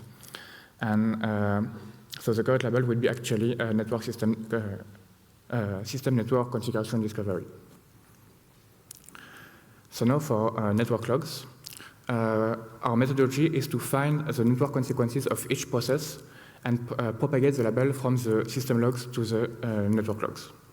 So for this, we'll build a request for each system log to match the flows that are consequences of it. So our example, again, with the ping command, we can deduce the start time and the end time from the timestamps of the system logs. The source of the flows that need to be matched are deduced from the host of the machine, and the target from the command itself. So again, this can be mostly done automatically, but some need human intervention. So here is what happens in reality. On the left, we have the system logs with our ping command highlighted. And on the right, there is the network flows that are consequences of this ping command. And we can see that we match the correct flows, and even we didn't match the flow in between, which does not correspond to this ping command. So we provide a tool to perform this methodology easily. I won't go into the details, but we have the flows, the command of the attackers in the middle, and then on the left we can add labels to it, and on the right there is some details. So if you want more information about this tool, here is the link. But so the key takeaways for this work is that we created a dataset of attacks from a CTF challenge. This CTF challenge can actually be replayed easily. And we collected more than 500 gigabytes of attack activity, both system and network logs. And in total, we have 114 attacker profiles. So in total, we have noticed all the 14 MITRE attack tactics in this dataset with 67 different techniques. So here is a link to the paper associated with the dataset. There are also some fun applications to this. I don't have time to discuss the details. And there is also contact, if you want to contact me, there is also contacts in this link. Thank you. Thank you. Now, next one is soziologische Gabentheorie. Grundlage für die Bewertung von Social Media. Macht viel Applaus für Sozialwelten. Vielen lieben Dank, dass ihr da seid und danke fürs Zuschauen von zu Hause. Ich wollte also eine kleine Idee vorstellen. Ihr werdet das Fediverse kennen, sonst wärt ihr nicht hier bei dem Talk. Und vor kurzem gab es von der Stadt Mainz einen Verabschiedungstut, wo sie geschrieben haben, also dass es ihnen sehr leid tut, aber die Metriken also haben leider nicht gestimmt, beziehungsweise das haben sie nicht geschrieben, das war dann so, das ist mal meine Interpretation, sage ich mal. Die Metriken waren nicht in Ordnung und es gab einfach zu wenig Rückmeldungen. Wenn man sich anmeldet bei Mastodon, bekommt man einmal eine Begrüßung und dann wieder eine Verabschiedung und zwischendrin passiert nicht viel. Aber wer eingefleischter Mastodon-Nutzerinnen und Nutzer ist, der weiß, dass sehr viel mehr passiert, als auf der Oberfläche sichtbar ist. Und vielleicht sind einfach die Metriken, die gängige Social-Media-Agenturen und die Öffentlichkeit, Nachrichtensender, Massenmedien verwenden, nicht so zweckdienlich, also um Fediverse zu beurteilen. Und vielleicht, also wenn wir uns Mühe geben und da also mal schauen, was als Grundlage zur Verfügung steht, vielleicht finden wir dann also Metriken, die man als Alternative verwenden kann. Es ist ja so, also das kann man aus verschiedenen Perspektiven angehen, dieses Problem. Also eine Möglichkeit wäre, dass man sich mal soziologische Grundlagen vornimmt und versucht, anhand derer zu argumentieren, wie denn eine Bewertung stattdessen aussehen könnte. Meine Herangehensweise jetzt für eine spezifische Theorie wäre da die Gabentheorie gewesen in der soziologischen Ausprägung. Das ist eigentlich eine anthropologische Theorie und ich glaube, das kommt also auch dem Fediverse sehr zugute, dass das aus der Anthropologie in die Soziologie übernommen worden ist, weil sich einfach diese Alltagspraxisen angesehen werden, was denn tatsächlich stattfindet und das wird bewertet. Und eine Möglichkeit, also da vielleicht zu Potte zu kommen oder eine Perspektive zu entwickeln, wäre möglicherweise so etwas wie Karrierenetzwerke. Also wenn man sich überlegt, was das Fediverse kann, was andere Plattformen nicht so einfach können, dann findet man bei dieser Veranstaltung hier, aber auch bei vielen anderen Veranstaltungen, und ich persönlich komme aus Berlin, ich bin gerade im Seabase angekommen, viele Menschen, also die sich aus unterschiedlichen Perspektiven einem Thema widmen und man muss es eben nicht nur aus einer soziologischen Perspektive betrachten und kann versuchen, eine Theorie zu finden, mit der man also andere Metriken heraussucht. Gabentheorie hatte ich erwähnt, also das ist Anthropologie und wird in der Soziologie eben weiterentwickelt und da wird sich spezifisch mit Plattformökonomie auch beschäftigt, weshalb das also möglicherweise ein gangbarer Weg wäre, also darüber zu gehen. Und das kann man einerseits also mit soziologischer Forschung betreiben, andererseits könnte man vielleicht auch eine Infoseite basteln, wo also steht, wieso also das Fediverse nicht auf dieselbe Art und Weise betrachtet werden sollte oder nicht nach denselben Metriken funktioniert, wie das bei klassischen klassischen kommerziellen Social Media der Fall ist. Also es könnten Infoseiten geben, es könnte soziologische Theorie geben. Ich möchte gerne dahin kommen, dass wenn jemand wie die Stadt Mainz sagt, dass sie sich aus dem Fediverse verabschieden möchte, dass man sagen kann, also ihr habt vielleicht also die falschen Erwartungen gehabt. So, wenn ihr 1:1 dasselbe macht, wie bei X oder bei Facebook oder bei Instagram und erwartet, dass das in einem dezentralen Netzwerk auf dieselbe Art und Weise Ergebnisse hervorbringt, dann war vielleicht die Idee falsch. Genau, also wenn es da also soziologisch interessierte Menschen gibt, man muss da also nicht dafür studiert haben, Interesse genügt, da mal reinzuschauen in verschiedene Texte und zu überlegen, also was dann die konkreten Metriken wären. Ein paar habe ich mal so als Beispiele vorgegeben, also was denn so die Vorteile sein könnten von Fediverse. Ich hatte zwischendurch einen Gedanken angefangen, fällt mir gerade auf, den ich nicht ganz zu Ende geführt habe, um das noch zu Ende zu bringen, also bei den Karrierenetzwerken. Fediverse hat den Vorteil zum Beispiel, dass da sehr viele tech-affine Menschen unterwegs sind und wenn jemand irgendwie einen tech-spezifischen Job sucht, dann ist es gar nicht so verkehrt, also mal in Fediverse zu fragen, ob jemand in der eigenen Firma jemand gesucht wird und ob da offene Vakanzen sind. Weil man dort eben auch gegebenenfalls die richtigen Menschen findet, im Gegensatz zu möglichst viele Menschen, also Qualität über Quantität. Und da hat das Fediverse einfach sehr viel zu bieten, was oft an der Oberfläche nicht so einfach sichtbar ist, gerade wenn man also mit diesen vorgegebenen Kategorien denkt, weshalb ich da gerne mal weiter basteln würde. Kommt gerne zur Fediverse Assembly im Seabase-Habitat, dann sprechen wir gerne darüber, wenn ihr Lust habt, oder vernetzt euch übers Fediverse. Ich hatte, wie gesagt, jetzt aufgrund dieses Tröts von der Stadt Mainz spontan den Einfall dazu, deswegen bin ich dann noch nicht weiter fortgeschritten. Bei mir steht als nächstes an also eine soziologische Arbeit über Gabentheorie und da werde ich das Thema weiter verfolgen. Wenn ihr Interesse habt, dann sagt gerne Bescheid, vernetzt euch mit mir. Vielen herzlichen Dank. Danke schön für den super Talk. Danke an Sozialwelten. Der nächste Talk ist von Danilo und das ist Hacking ID3 MP3 Metadata. The stage is yours, Yannik. Hi everyone, welcome to this Hacking ID3 MP3 headers.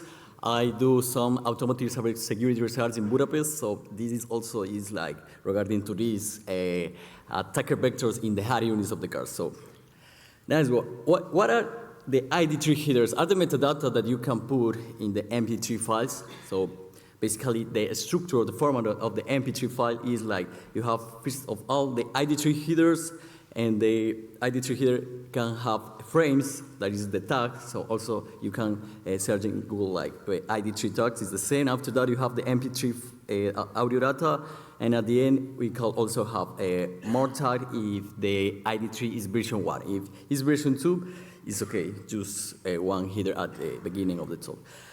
So yeah, the MP3 files have the header is just 10 bytes, and after that we have frames with the metadata. For example, what kind of metadata? The cover art, image, we have also the album name, the artist name, the name of the song, and so on, okay?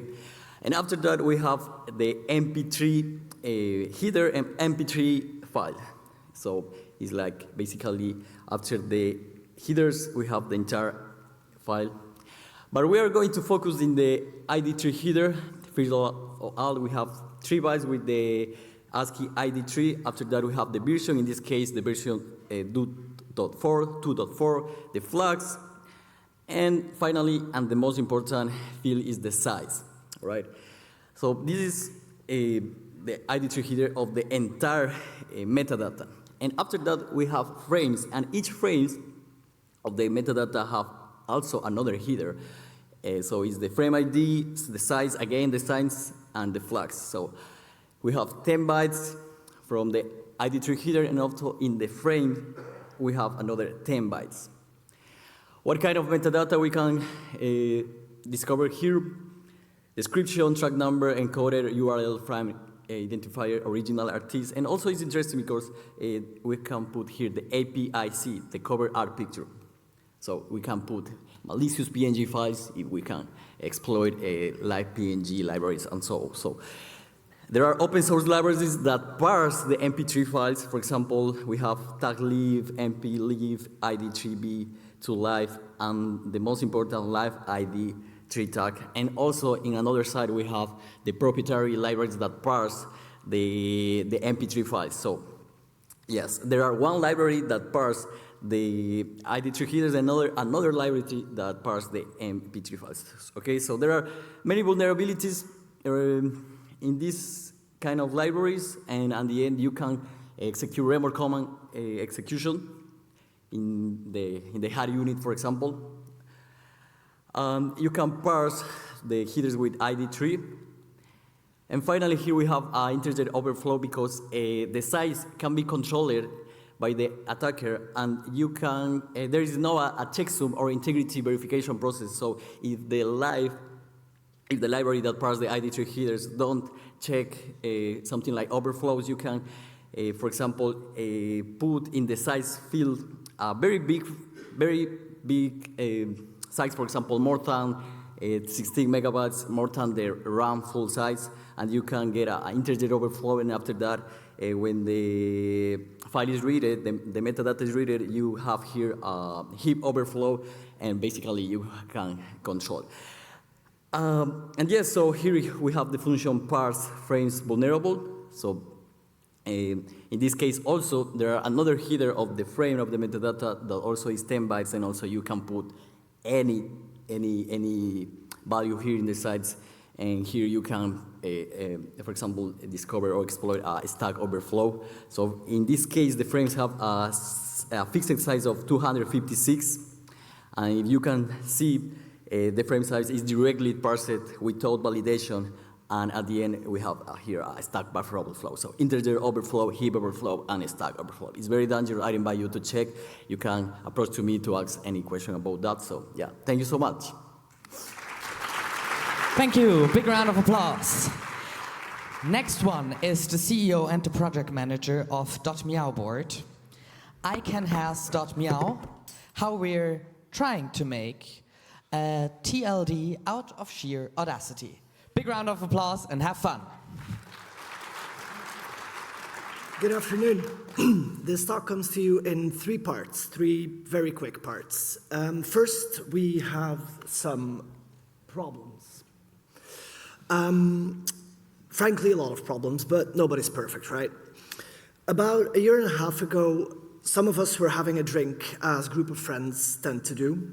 Unfortunately, we were doing so not in our local queer bar, Westies, because the local queer bar where most of us had met had shut down 6 months prior to that.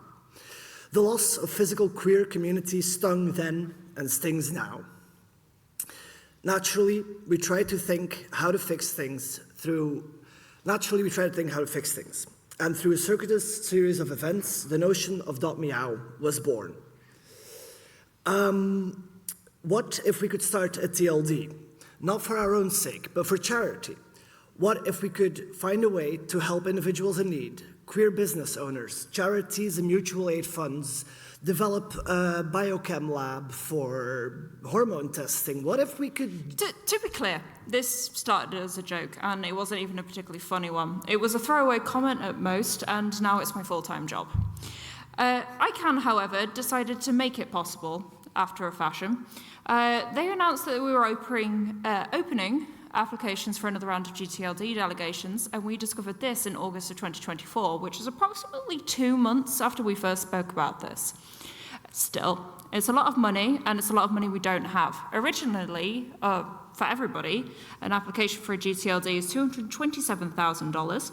Thankfully, they decided to create the applicant support program.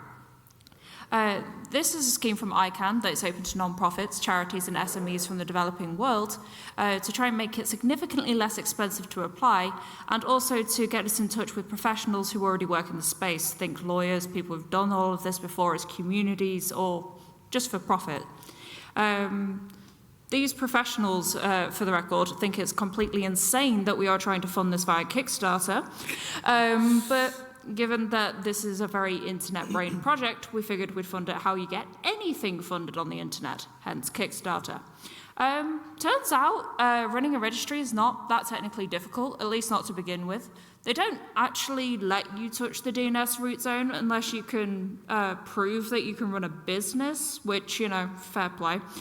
For the most part, it's all about bureaucracy. It's about compliance. GDPR, NIS2, all of those. 3-letter acronyms, 4-letter acronyms. I forget all of them, frankly. But yeah, it's about compliance. It's about learning how to write your own terms and conditions to save £2,000 on lawyers. It's figuring out how to do a marketing campaign where you've never done this before, but you know that you don't want to sell anybody's data. On that note, if you want to help, please share this with anybody you think might be interested in supporting this. And of course, please support on Kickstarter if you can. The QR code there will take you through a subdomain on our website that passes you to Kickstarter directly with no telemetry. If you have any questions, you can come find us in and around Milliways for the rest of Congress. But we will also be hosting a live stream on Twitch on the 3rd of January at 7 p.m. CET, where we'll be answering questions posed to us in chat. So in closing, I would just like to say, meow. Meow. So thank you for the cat talk here. The next talk will be the shitty robots from Neo, and yeah, have fun with shitty robots. Hello all. I'll start with the name. This poster was on the CCC camp in 2015, and I read about shitty robots there. What I did not read is, you can slightly see it used to say Hebocon, but it was outside in the rain, so I only read shitty robots. This is where the name came from, so it's derived from Hebocon in some sort of way, but we are more liberal with the rules. This is what the robots usually look like. This is a more advanced example, the savvy eye can see a microcontroller in it, so we allow microcontrollers, we allow basically everything as long as it's, well, shitty. It's not supposed to be like a professional kit, something like you build with a manual or something. You just build, improvise, scavenge old hardware, or use hardware that is not supposed to be made into a robot and make a robot out of it. It's another example, this is what the workshop table usually looks like, a lot of stuff, random stuff, cheap Chinese batteries we sometimes buy, also most important thing, the googly eyes. You cannot build a robot without googly eyes, it just doesn't have that vibe then.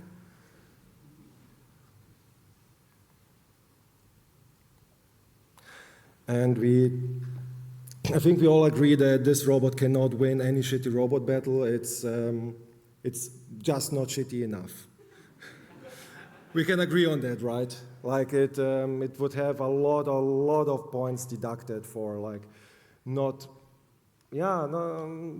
does not look too improvised. Okay, there are some bicycle chains like that ThinkPad over there, it's just a decadent power bank, but still, it's not exactly what we aim for. Yeah, and as we do also the robot battles, the question of weaponization arises, and we agreed on allowing the children to build robots with weapons, in this case a photo cannon. But there's been other things too, and we already had a workshop here on the Congress this year, so I can tell you we had quite a few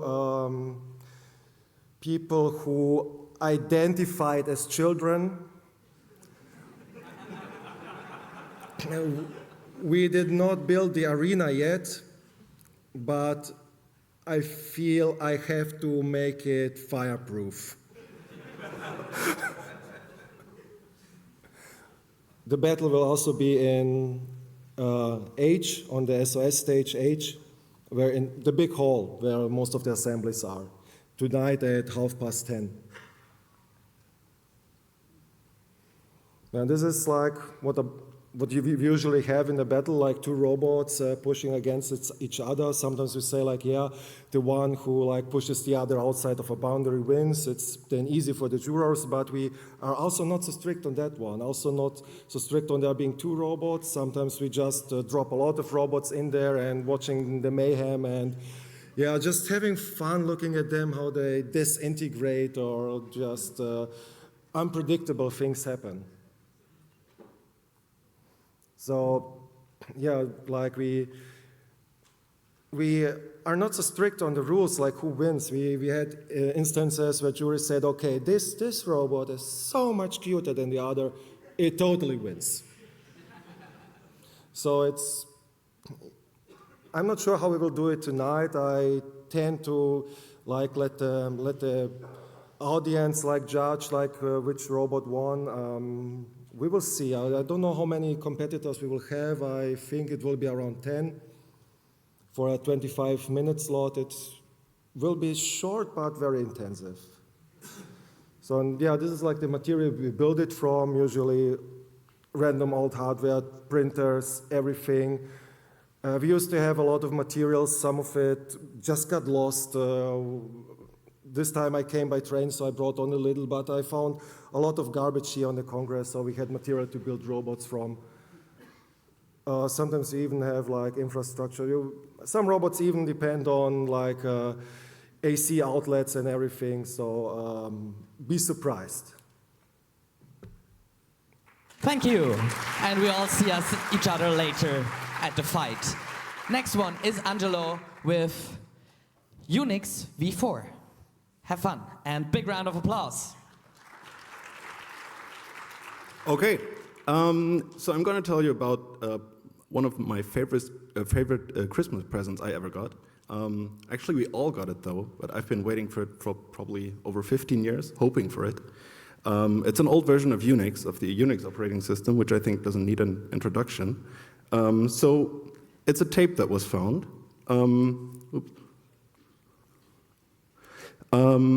This tape was originally sent from Ken Thompson to Martin Newell in 1974. Martin Newell is well known for discovering the sixth Platonic solid, the T-potohedron, and you can find the T-potohedron at the tea house. It was then found in summer this year, and just a few days ago, on this month, it was driven to CHM and read and archived, and that night I didn't sleep until I had it running and until I had it booting. And ever since, it's also booted on real hardware on a PDP 1145 and 40. So thanks to all the people involved. This is a really cool chain of events. Some pictures. So we have the teapot, the drawing from Martin Newell, and a rendering, which is really from around the same time that he got the Unix tape.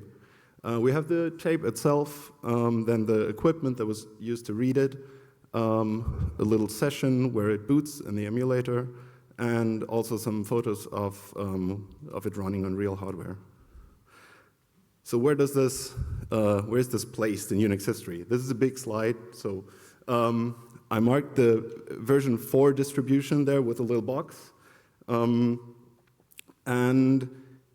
What we had, we see the Unix operating system evolving from a very simple system written in assembly mostly to something that is written in C.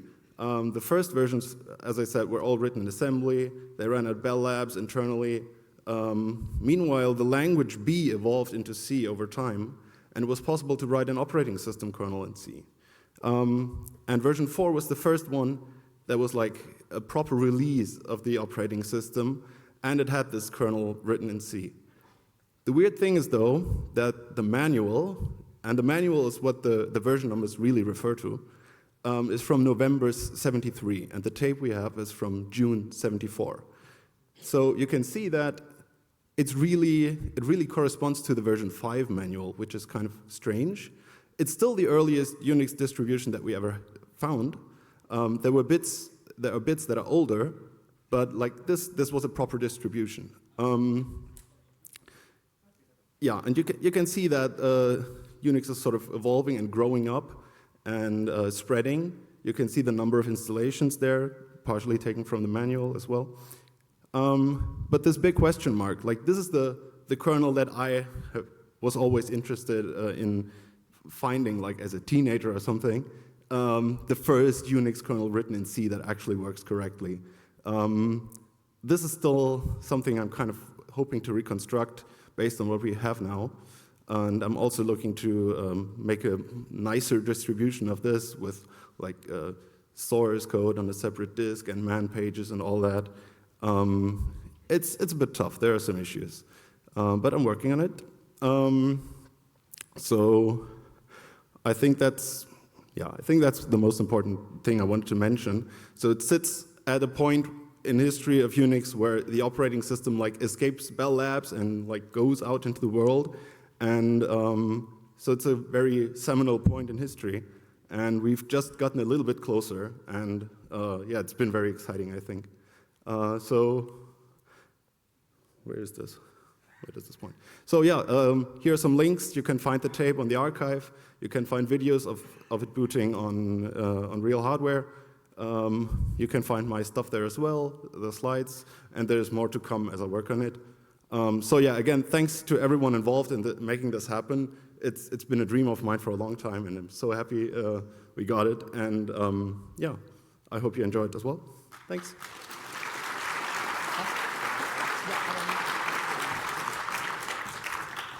So, thank you.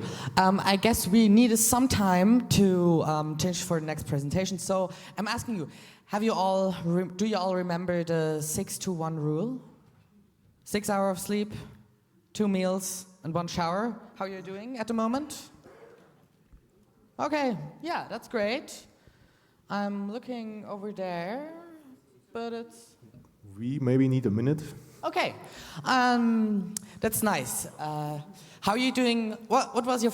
No, actually, I can't really ask questions that need a response from you. That's quite hard. So, because you can't respond, because I'm the only one with a microphone.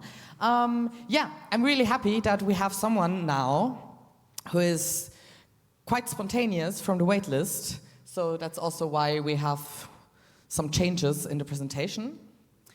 But I can also already maybe tell you about the next talk, how the name it is. And from what I see is that they are nearly ready. Yeah. Yes, great. WiscomWiki, die Bibliothek für Videos und Podcasts, macht großen Applaus für Tim. Ja, vielen Dank. Ja, ich bringe euch das WiscomWiki hier hin und ich bin tatsächlich nicht alleine. Ich habe ihn mitgebracht, das ist Borgi, und Borgi steht stellvertretend für den, der jetzt diese Frage hat.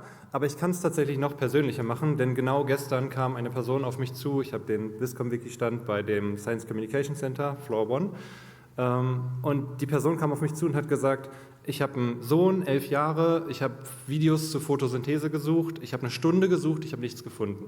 Das heißt, es sind Menschen da draußen, die sagen, ich habe genau diesen Bedarf für genau diesen Menschen, für Altersklasse, für die und die Schwierigkeitsgrad, das und das Thema, und die finden die passenden Videos und Podcasts nicht. Und die sind auf mich zugekommen und haben gesagt, kannst du da was machen? Und ich kann sagen, ja, wir können da was machen, noch nicht fertig, aber wir können da was machen, und darüber reden wir heute. Wir reden darüber, wie wir diese Videos und Podcasts finden. Und zwar sieht das Ganze dann ungefähr so aus. Das heißt, Borgi muss losgehen und muss sich komplett YouTube angucken und muss da drinnen das passende Video finden. Das heißt, irgendwo da drin ist bestimmt ein Video über Photosynthese, aber ganz ehrlich, frag mich nicht wo. Das ist unheimlich schwierig, sich da durchzuwühlen. Diese Person hat eine Stunde gebraucht und hat kein passendes gefunden. Wir müssen uns diese Frage stellen und müssen irgendwie an eine Antwort kommen. Natürlich ist die Lösung heutzutage trivial, das ist einfach KI, das löst das Problem ganz einfach. Und wer diese Slide kennt, der war vielleicht bei dem GPN-Talk, weil da habe ich 40 Minuten darüber geredet, jetzt haben wir nur noch 3. Das heißt, wer sich da genauer für interessiert, der kommt entweder heute Abend um 21:30 Uhr zum Workshop oder schaut sich den Talk nochmal online an oder beides. Der Grundgedanke ist ungefähr so: Wie finden wir gute Videos und Podcasts? Naja, wir ist erstmal nicht nur Borgi, sondern ein komplettes Borg-Netzwerk. Das ist ein gemeinnütziger Verein mit mittlerweile knapp 14 Leuten.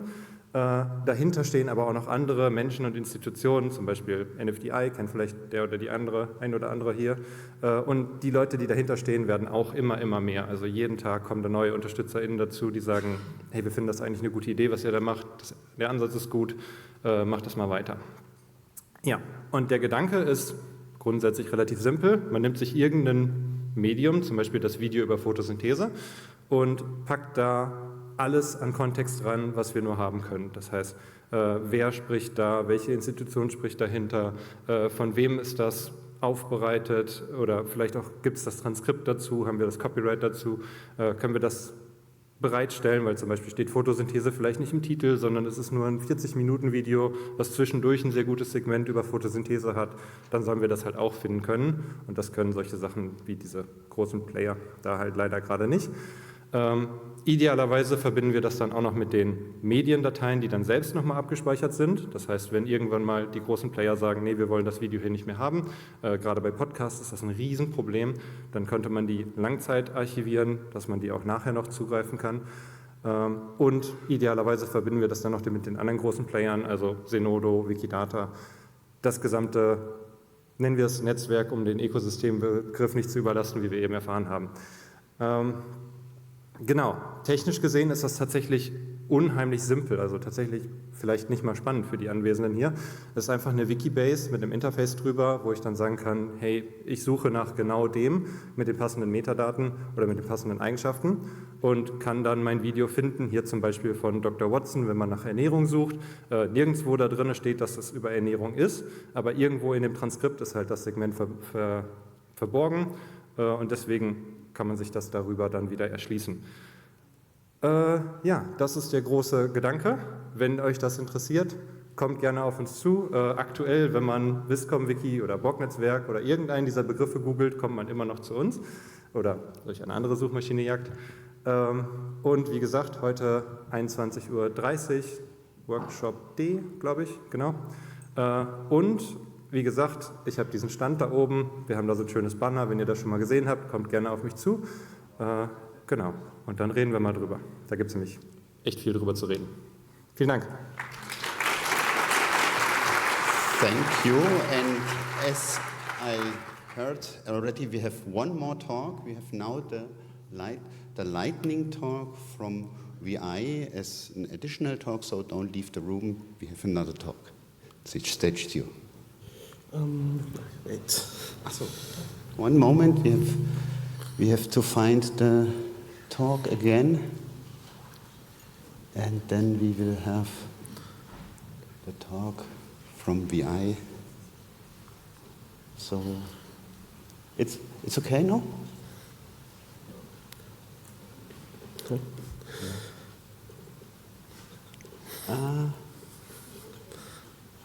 Lightning. Oops.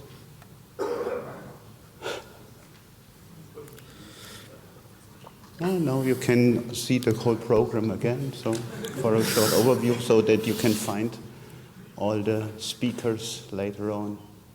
Maybe an important information for you.